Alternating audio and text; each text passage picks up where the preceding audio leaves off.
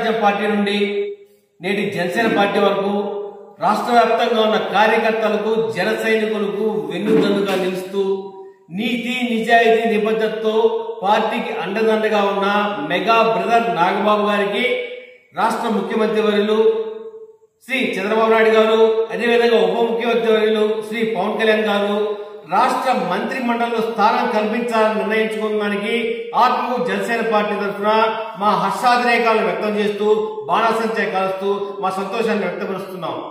ఈ నాగబాబు గారి ఆధ్వర్యంలో రాష్ట్రం సర్వతోముఖాభివృద్ధి చెందుతుందని, అదేవిధంగా రాష్ట్ర వ్యాప్తంగా ఉన్న జన సైనికులకు మరింత అండదండగా ఉంటారని ఆశిస్తున్నాము.